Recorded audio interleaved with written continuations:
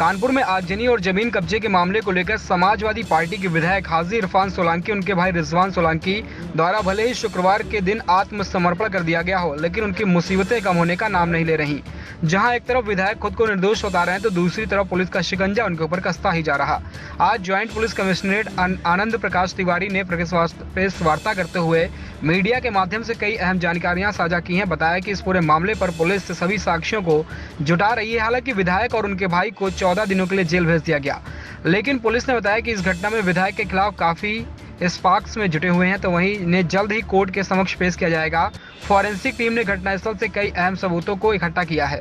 जिनमें यह ज्ञात हुआ है कि उस रात प्लाट में आग लगी नहीं बल्कि लगाई गई थी, क्योंकि जले हुए अवशेषों में यह पाया गया है कि आग लगाने में पेट्रोल का प्रयोग किया गया था। साथ ही साथ उन्होंने बताया कि फरार विधायक कानपुर, लखनऊ, दिल्ली, मुंबई और हैदराबाद के शहरों में जिन होटलों में स्टे किया, वहां की जानकारी हासिल की गई है।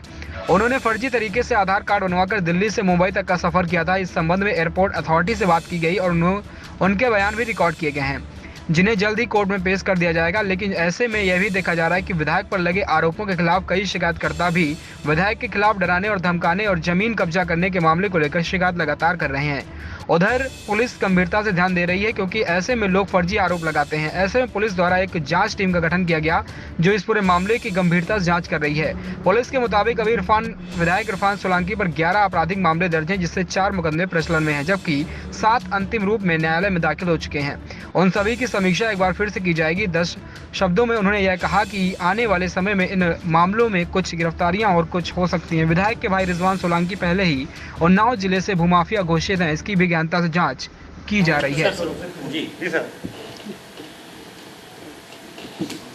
जाजमऊ के मुकदमा संख्या 127/22 और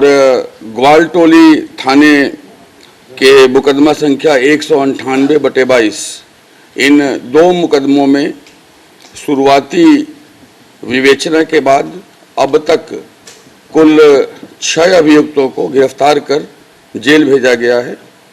और इन 6 अभियुक्तों को क्रमशः 2 दिनों में 4 और 2 अभियुक्त जेल भेजे गए हैं। सीसामऊ के विधायक इरफान सोलंकी, उनके भाई रिजवान सोलंकी,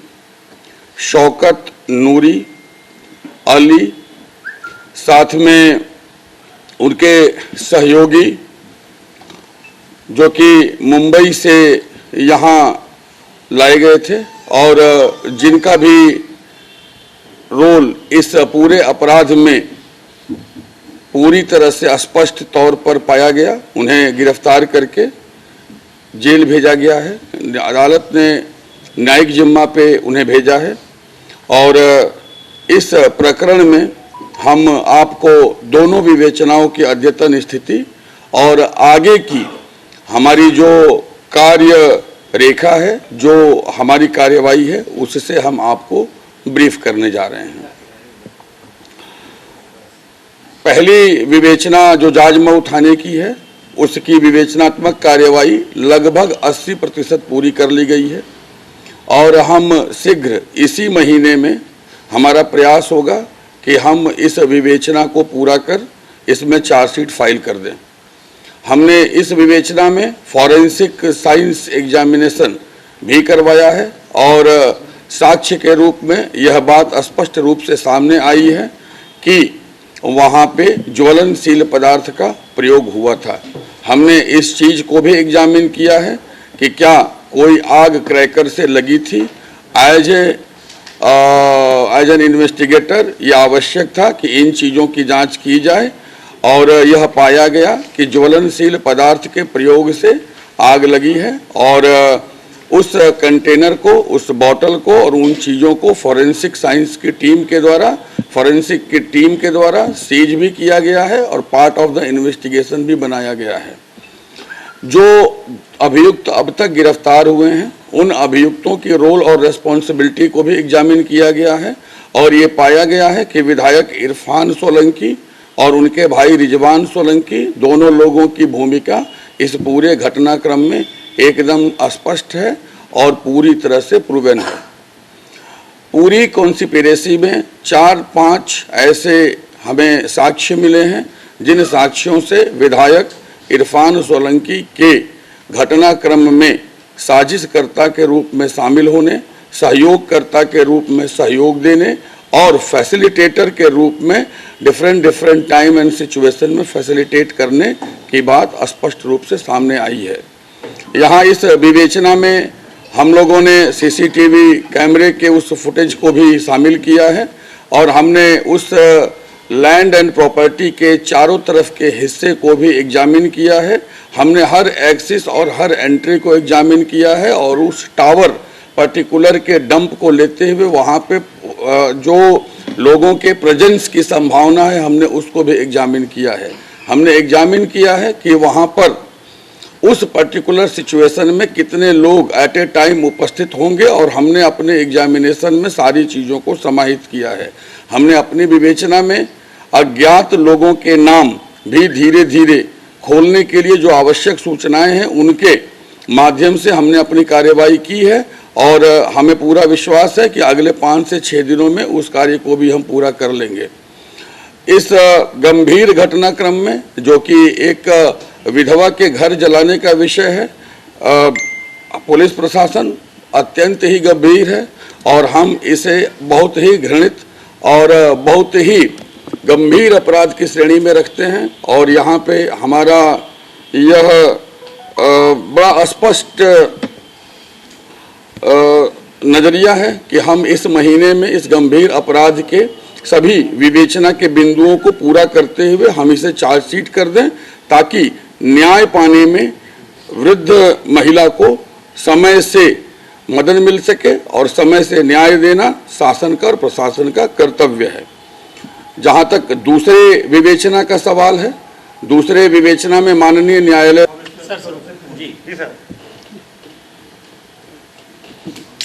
जाजमऊ के मुकदमा संख्या 127/22 और ग्वालटोली थाने के मुकदमा संख्या 198/22 इन 2 मुकदमों में शुरुआती विवेचना के बाद अब तक कुल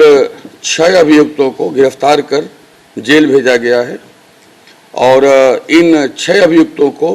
क्रमशः 2 दिनों में 4 और 2 अभियुक्त जेल भेजे गए हैं। सीसामऊ के विधायक इरफान सोलंकी, उनके भाई रिजवान सोलंकी, शौकत नूरी, अली, साथ में उनके सहयोगी जो कि मुंबई से यहाँ लाए गए थे और जिनका भी रोल इस पूरे अपराध में पूरी तरह से स्पष्ट तौर पर पाया गया, उन्हें गिरफ्तार करके जेल भेजा गया है। अदालत ने न्यायिक जिम्मा पे उन्हें भेजा है और इस प्रकरण में हम आपको दोनों विवेचनाओं की अद्यतन स्थिति और आगे की हमारी जो कार्य रेखा है, जो हमारी कार्यवाही है, उससे हम आपको ब्रीफ करने जा रहे हैं। पहली विवेचना जो जाजमऊ थाने की है उसकी विवेचनात्मक कार्यवाही लगभग 80% पूरी कर ली गई है और हम शीघ्र इसी महीने में हमारा प्रयास होगा कि हम इस विवेचना को पूरा कर इसमें चार्जशीट फाइल कर दें। हमने इस विवेचना में फॉरेंसिक साइंस एग्जामिनेशन भी करवाया है और साक्ष्य के रूप में यह बात स्पष्ट रूप से सामने आई है कि वहाँ पे ज्वलनशील पदार्थ का प्रयोग हुआ था। हमने इस चीज़ को भी एग्जामिन किया है कि क्या कोई आग क्रैकर से लगी थी। एज एन इन्वेस्टिगेटर यह आवश्यक था कि इन चीज़ों की जांच की जाए और यह पाया गया कि ज्वलनशील पदार्थ के प्रयोग से आग लगी है और उस कंटेनर को, उस बॉटल को और उन चीज़ों को फॉरेंसिक साइंस की टीम के द्वारा, फॉरेंसिक की टीम के द्वारा सीज भी किया गया है और पार्ट ऑफ द इन्वेस्टिगेशन भी बनाया गया है। जो अभियुक्त अब तक गिरफ्तार हुए हैं उन अभियुक्तों की रोल और रेस्पॉन्सिबिलिटी को भी एग्जामिन किया गया है और ये पाया गया है कि विधायक इरफान सोलंकी और उनके भाई रिजवान सोलंकी दोनों लोगों की भूमिका इस पूरे घटनाक्रम में एकदम स्पष्ट है और पूरी तरह से प्रूवन है। पूरी कॉन्स्पिरेसी में 4-5 ऐसे हमें साक्ष्य मिले हैं जिन साक्ष्यों से विधायक इरफान सोलंकी के घटनाक्रम में साजिशकर्ता के रूप में शामिल होने, सहयोगकर्ता के रूप में सहयोग देने और फैसिलिटेटर के रूप में डिफरेंट टाइम एंड सिचुएशन में फैसिलिटेट करने की बात स्पष्ट रूप से सामने आई है।